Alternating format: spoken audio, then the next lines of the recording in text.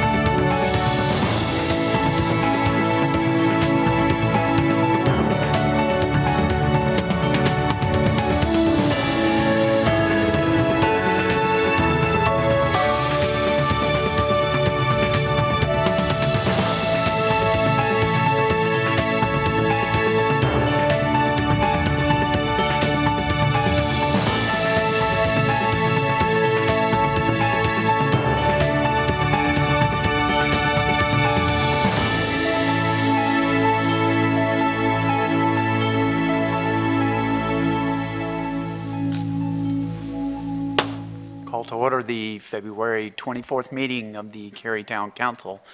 And as you may notice, we have a couple of council members missing. One is coming, but Laurie Bush will not be here this evening. She is on a trip and on vacation, and she will be at our next council meeting. First order of business is the ceremonial opening, and I'll recognize our Mayor Pro Tem for that. Thank you, Mayor. If you'd all join me in the Pledge of Allegiance. I pledge allegiance to the flag of the United States of America and to the republic for which it stands, one nation, under God, indivisible, with liberty and justice for all. First order of business is to adopt the agenda. Is there a motion to do so? So moved. Second. Motion and a second. Discussion. All in favor, please say aye. Aye. Any opposed? Motion carries unanimously. And that takes us to recognitions, reports, and presentations. And at this time, I'll turn it over to our town manager, Sean Stegall, for his update. Thank you, Mr. Mayor, members of council. This week marked the end of the Cary Citizen, and I want to take a few minutes to recognize the tremendous contributions Hal Goodtree and Lindsay Chester made.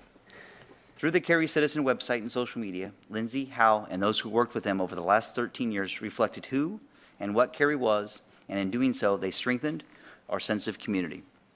They announced new businesses, large and small. They covered parades and tree giveaways, farmers markets, and daddy-daughter dances. They promoted festivals and films and live music. And they showcased Cary's history, including the making of Cary's present-day history by reporting on the actions of this town council. 5.7 million page views later, and with enthusiasm, positivity, and integrity, Hal and Lindsay helped make this very large place feel warm, inviting, and within reach, no matter who or where you were. That's an amazing accomplishment, one that we are truly grateful for. Mayor, I'll close by noting that your blog was prominently featured each week in the Cary Citizen. So I want to remind everyone that all of council's blogs are available on the town's website. That concludes my report. Thank you, Ms. Stegall. And I'm getting emails about my blog, mayorweinbrecht.com. It's coming Monday. Okay, our next order of business is Public Speaks Out. We've included instructions for speaking at this forum online and on the printed agenda. There were 3 opportunities to participate in Public Speaks Out through written comments, calling in, or attending in person. And if you are here and would like to speak, I would ask that you take a seat in the rows to my right that are shown as reserved. Public Speaks Out speakers have 3 minutes each for their comments, and speakers may speak on any topic as long as it's not a public hearing, and that works to your advantage because you'll get more time to speak at a public hearing. The 3-minute time rule will be enforced, not to be rude, but to be fair to all of our speakers. There's a timer on the podium. It'll start off with a green light. When the light turns to yellow, that means you have 30 seconds remaining. And at the end of 3 minutes, it will flash red, and that's the point I will interrupt you, again, not trying to be rude, but trying to be fair to all of our speakers. I thank everyone in the audience for understanding that this is a business meeting. Please do not applaud, make remarks from your seats, or anything else that may distract from the meeting. So now's the time for Public Speaks Out, and I'll call on the clerk to summarize any written comments or any call-in speakers. We had one written comment submitted from Tony and Karen Andrews, encouraging council to reject the Hatcher proposal due to enough townhomes and apartments already in Cary. No other written comments, no call-in speakers, and no registered speakers. Okay. So this is the time for Public Speaks Out, and if you're here to speak on any topic that's not a public hearing, I would invite you forward at this time. Anyone to speak at Public Speaks Out? Seeing no one, we'll close Public Speaks Out, and we'll move to the consent agenda, which is item 4 if you're following along. For the benefit of people watching our meeting on TV or other media, I'll take a moment to review the consent agenda items. Please keep in mind that one vote approves all of these items. On the consent agenda, we have minutes, 21 REZ, 11 Kilmaine Place Senior Living and Consistency Statement, Act 21 Land Development Ordinance Amendments, Multifamily Parking and Consistency Statement, deletion of outdated policy statements.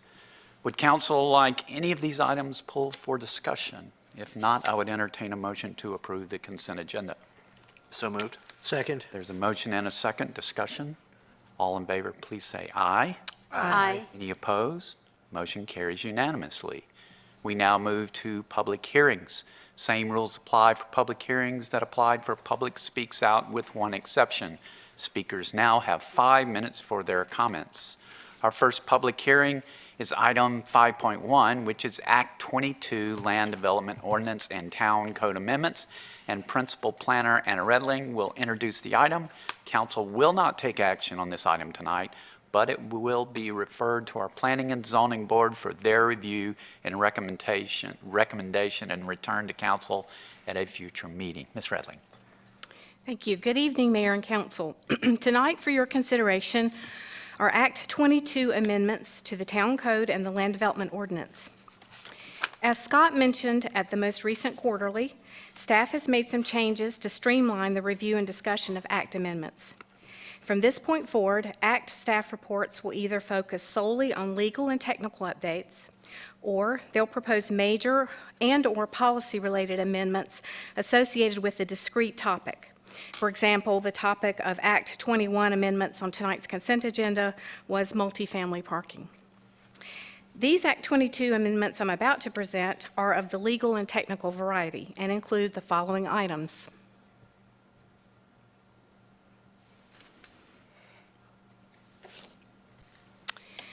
Got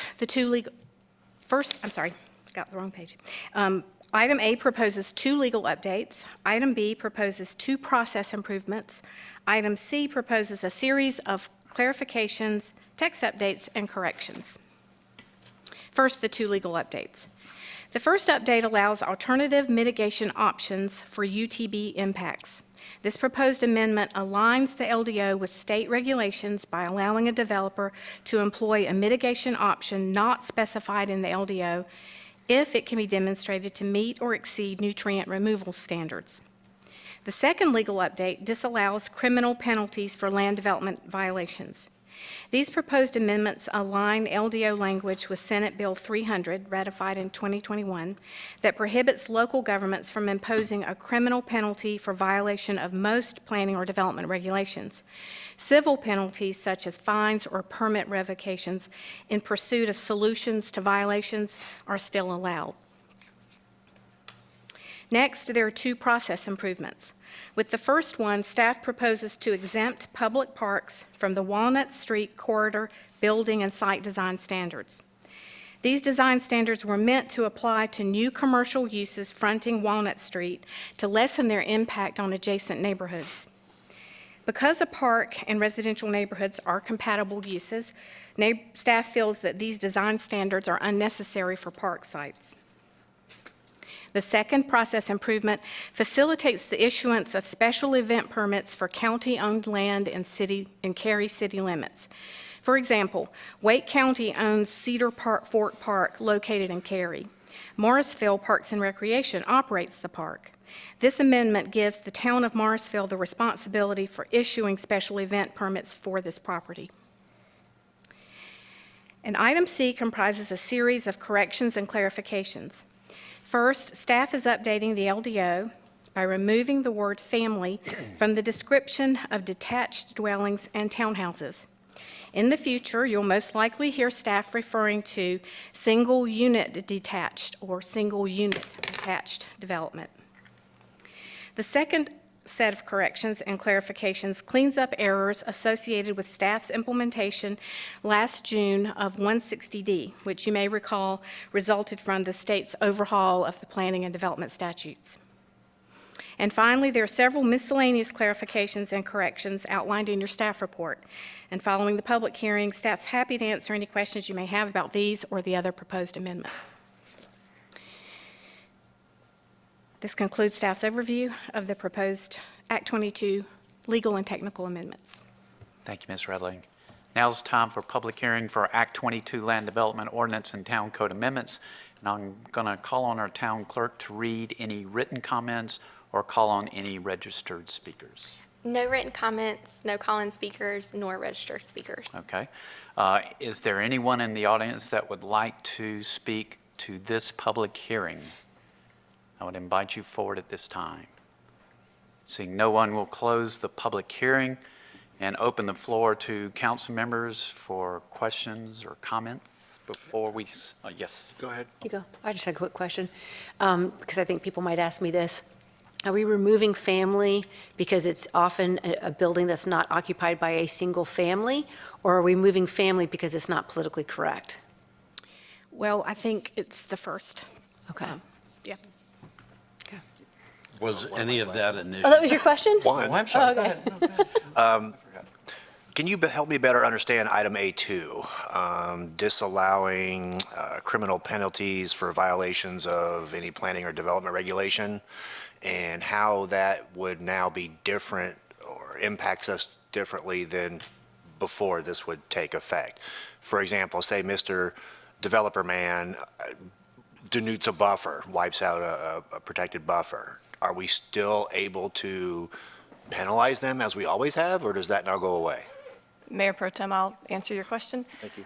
It's actually not going to change how we've been operating. Not at all. No, we have not imposed a criminal penalty on anyone for LDO violations in my 13 years here. Don't really have plans to do it, but it was an option we had. We no longer have the option. The legislature has taken that option away, but it was not something we were doing in the past. So, but all the other enforcement actions that we have done over the years continue to remain in place. Okay, so we had one years ago with a place over by you where they accidentally cut down a bunch of trees they weren't supposed to, and, So we can still impose fines, require all right. revegetation, all of that. cool, We still have lots of accidents. yeah.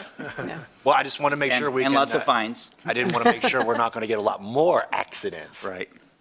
Yeah. Okay, cool. Those are my questions. Sorry. Mr. Smith, you had Yeah, no, I was kind of following up a little bit on your question on, I think as we redefine family, I think we have to be real careful that we're not going down a slippery slope. I mean, Cary is all about neighborhoods. Cary is about families, and we're having a lot of push and pull with Airbnbs and other types of development that's going on. And I guess my question was more, was part of the pressure of this to coincide with federal standards that are being kind of placed on us for family guidelines and family standards. That's at least a question. Yes, I'll take that. So partly there is, at the federal level, there is scrutiny over regulations regarding families and excluding people from that definition of family.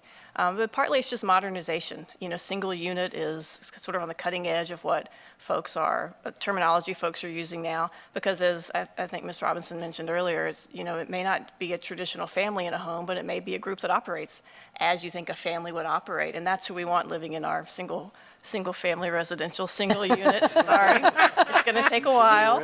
It's going to take a while. That's who we want in our single-unit residential developments, and so it's just recognizing the changing nature of the relationships of folks, and that, you know, recognizing that and then not using that as a regulatory hammer against people. I think the more we can manage the definition of family, the better, and I'm not quite sold that this does that, just my opinion. Other comments or questions? This will go to our Planning and Zoning Board for their review and recommendation, and we'll see it at a later date. Thank you, Ms. Redlin. We now move to our second public hearing, 21A17 Pleasant Grove annexation, and this is Associate Planning Director Deborah Grannon will introduce the item, and council may take action on this item. Ms. Grannon. Thank you, Mayor. Good evening, Council. This is a request for annexation of 3.69 acres located at 2916 Pleasant Grove Road.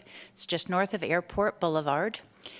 The property is already zoned. I wanted to clarify that because we've had a number of inquiries about this.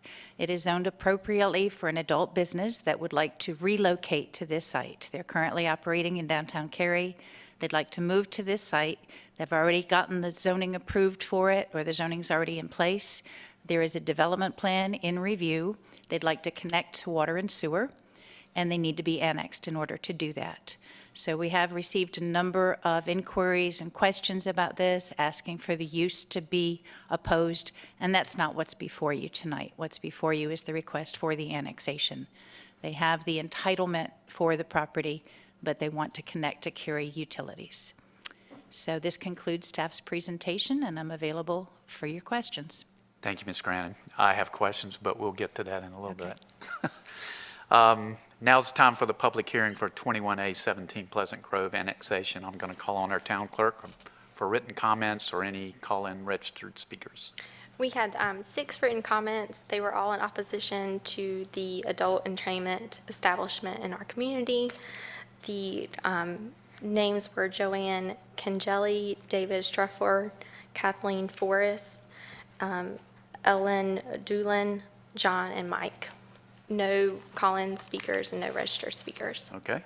And now it's time, if you're here in the audience and would like to speak at this public hearing, I would invite you forward. Anyone to speak at this public hearing? Seeing no one, we'll close the public hearing. And before my colleagues have a shot at all the questions, I want to ask a question.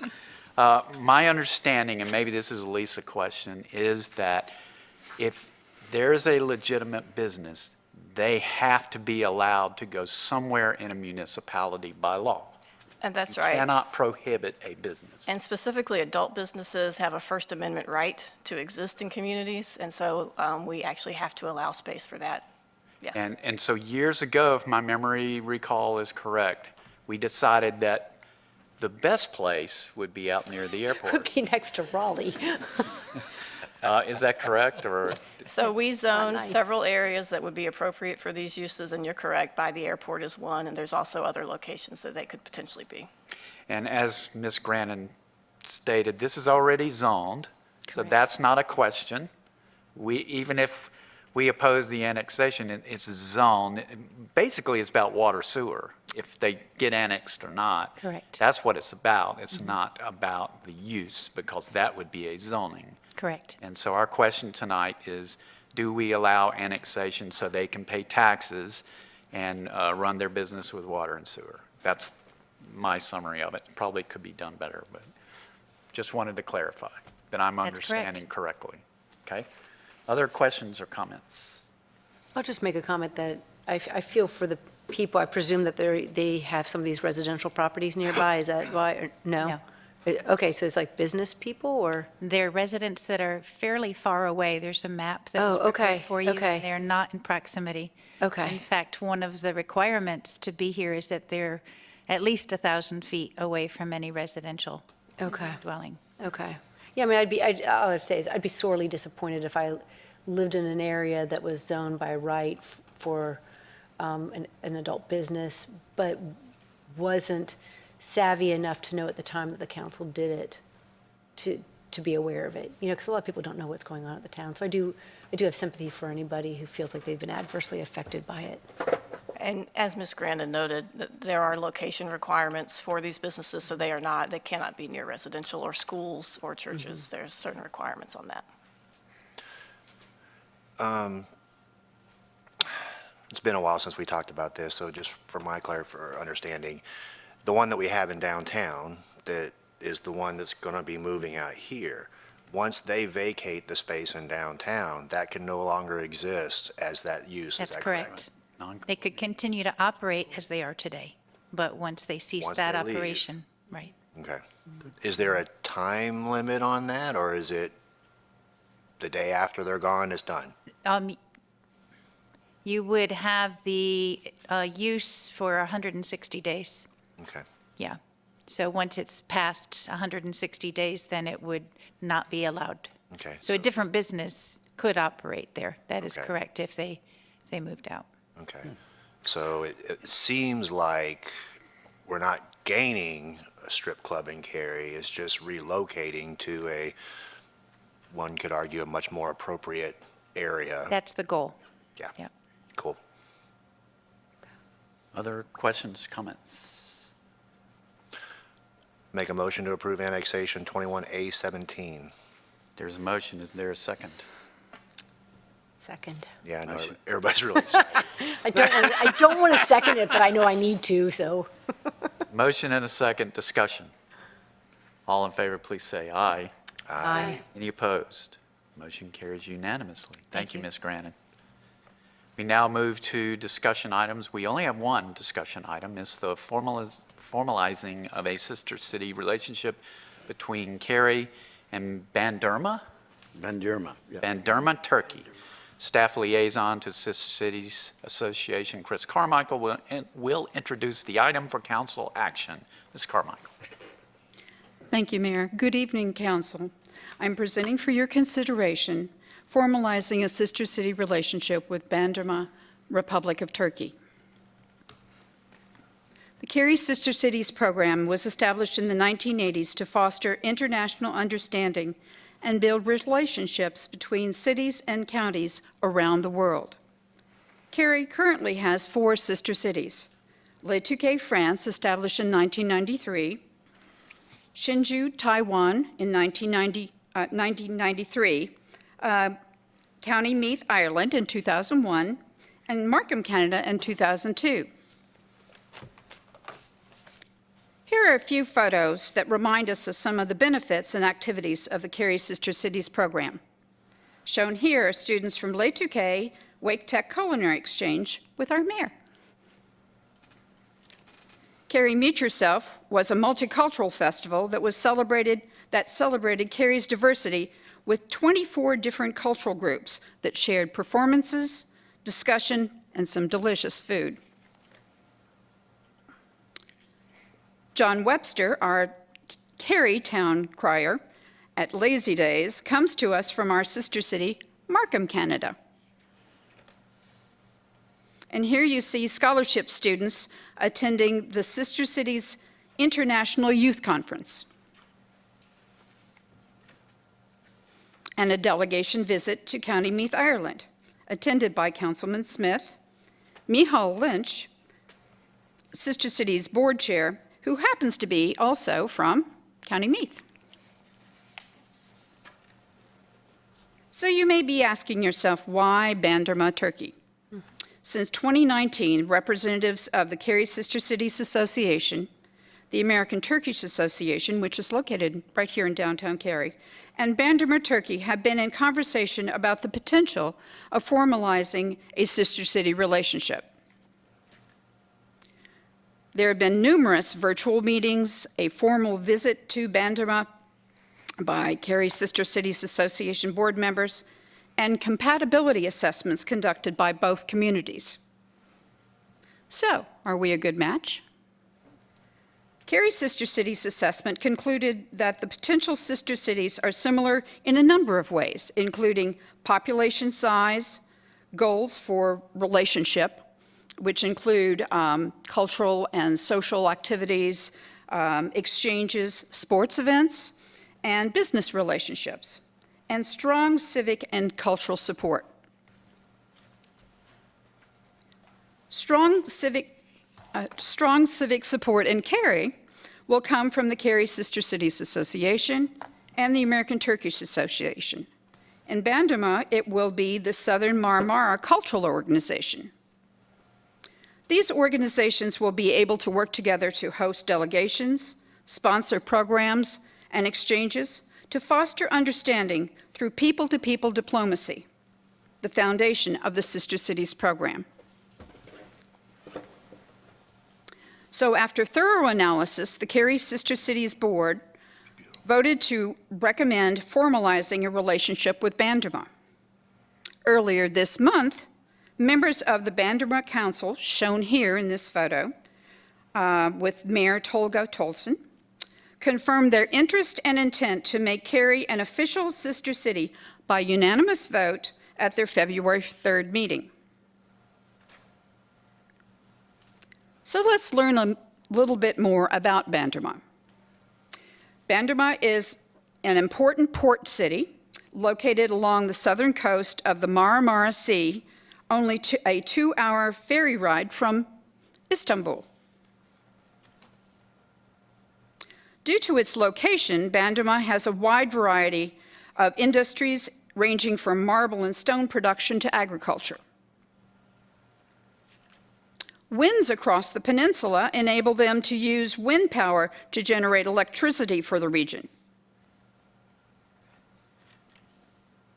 Bandırma, founded sometime in the 8th or 9th century, has several ancient sites and an archaeological museum shown here. That's the red brick building. Nearby is Bird Paradise National Park. This sanctuary is home to 246 bird species as they migrate between the continents. It is one of the most important nesting sites in Turkey. An international culture and tourism festival is held each year to promote awareness of the bird sanctuary and draw attention to environmental issues. Bandırma also has a public university. And like many here in Cary, an enthusiasm for basketball. In fact, Bandırma has several professional sports teams, including basketball and soccer. I'm told that green is the color of their team. The adoption of Bandırma as a formal sister city will broaden the scope of Cary's program and demonstrate a commitment to the sister city's value, which promotes peace through mutual respect, understanding, and cooperation. One individual and one community at a time. Therefore, staff recommends for council to approve the adoption of the resolution formalizing a sister city relationship between Cary and Bandırma. This concludes staff's presentation, and I am happy to answer your questions. Thank you, Ms. Carmichael. Questions, comments, Well, or motion? well, no, I mean, I think, Well, I can make a comment. Back in 2004 is when I first joined Sister Cities Association. And one of the first meetings I went to in 2004, there was discussion about adding a 5th sister city. And here it is 18 years later, and it finally looks like it might happen, which I guess shows that we don't take these things too lightly. A lot of research has gone into this by the Sister Cities Association, by our staff, and really the American Turkish Association as well. And I really think it's good work that's been done, and I'm happy to see this come to fruition. And I'm looking forward to meeting our new friends from Bandırma one of these days. But Jack's been with Sister Cities longer than I have. well, since '89, I guess. But look, Sister Cities is just one of the tools that we have as a community to promote our diversity and to promote all of those ideals that are near and dear to us here in Cary. And Sister Cities, is really not a government-initiated thing as much as it's a people-to-people. And all of our cities ebb and flow with activity. For a while, when Nortel and all of the Canadian businesses were here, we had a lot going on with Markham. That's ebbed somewhat, except for the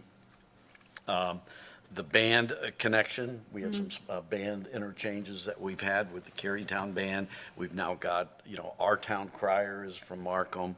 And the same can be said for Sinchu and County Meath and all the rest. What we discussed over the years is, as you look at Cary with its cultural, we have something like 62 nationalities represented in Cary, 62. And we kind of did a little bit of a self-reflection, and we looked at a lot of our original sister cities, the exception of Sinchu, but were Eurocentric. And so we had Sinchu that kind of dealt with kind of our Asian community, but we found that having a city somewhere else. So then we looked at what would that possible connection be.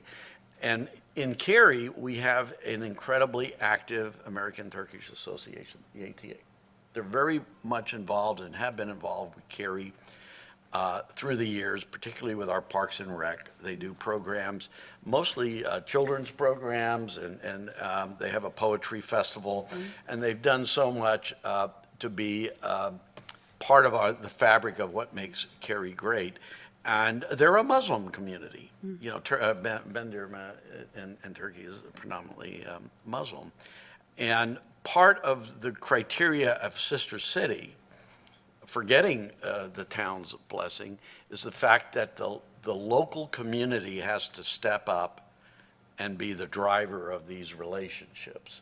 So, and the ATA, under their leadership, has done a lot to foster and promote this. And it was kind of funny, like in talking to their council, it was like, well, are you going to present it first and get it approved, or are you going to?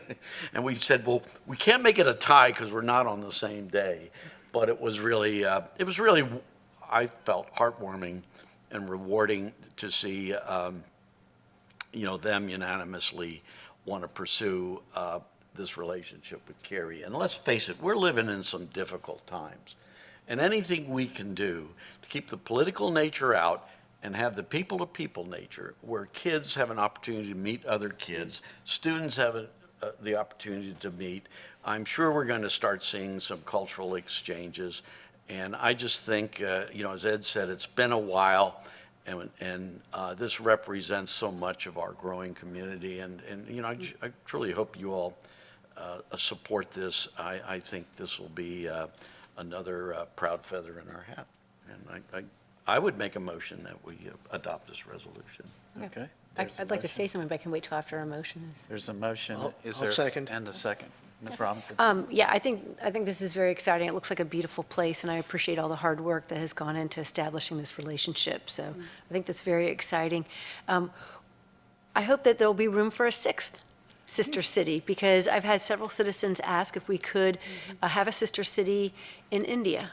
And I've had even recommendations of particular cities, because we have such a growing population from India. And I think it would be a wonderful thing to pursue. So I don't know if I can put you together with people that have this passion or what we need to do, but I think it's a real opportunity that's worth pursuing. Yeah, there is no limitation on the number we can have.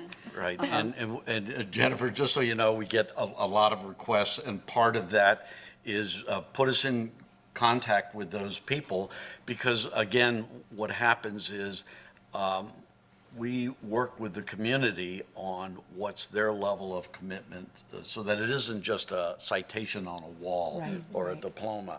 We want to, so we actually put people to work and say, if you're we've had recommendations from Mexico, we've had recommendations. We have some actual activity going on now with Germany.